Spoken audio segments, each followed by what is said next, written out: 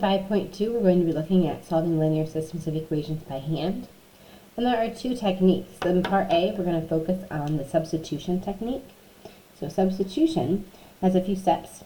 The first is I need to get a variable by itself. So I'm going to solve one of my equations for either x or y, whichever is easier. And then after I've done that, I'm going to substitute it into the x or y in the opposite equation. That's going to allow us to have an equation in a single variable that we'll be able to solve. Once I get the value of that variable, we're going to plug it into the other equation to find the value of the other variable. All right, so let's take a look using substitution on these two examples here. So in the first one, I have a y equals line down here. I already know what y is equal to, so I'm going to replace the y in the first equation with the expression for y. So instead of having to start by solving one of the equations for x or y, I already have y solved for, so we're going to go ahead and take advantage of that.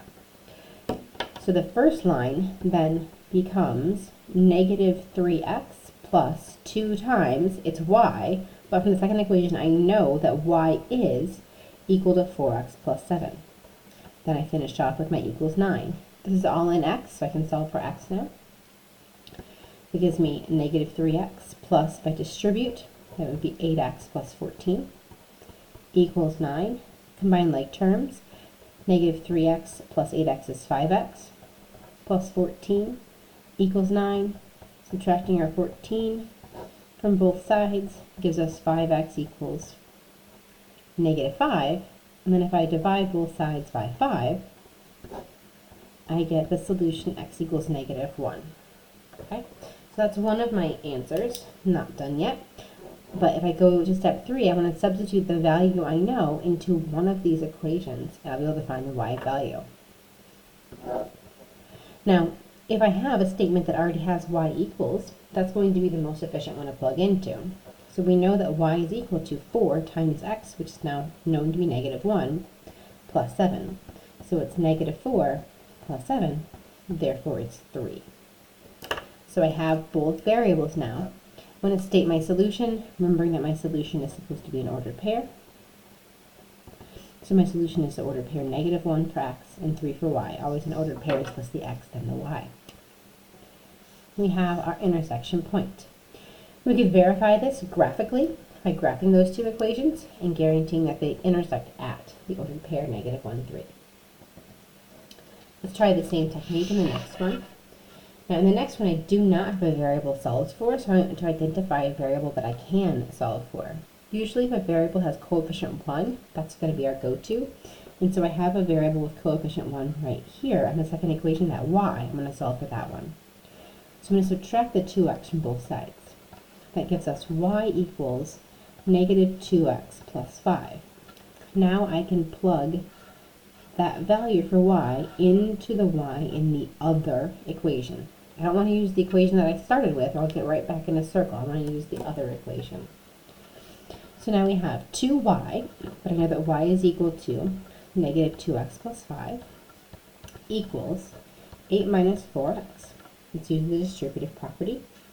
Negative 4x plus 10 equals 8 minus 4x. I like to take care of my variables first, so we're going to add 4x to both sides, getting all our variables on one side.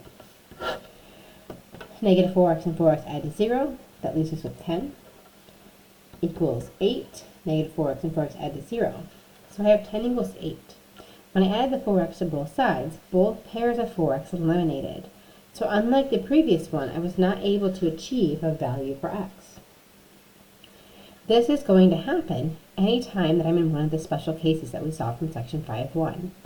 This happening, giving me x equals 1, meant that we had a system that was an intersecting system.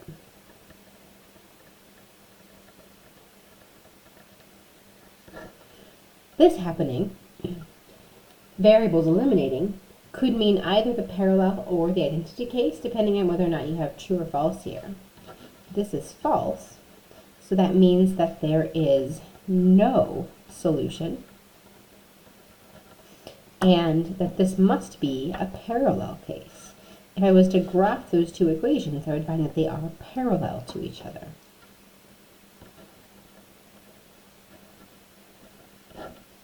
So just nice to note the type of equations and why they're different.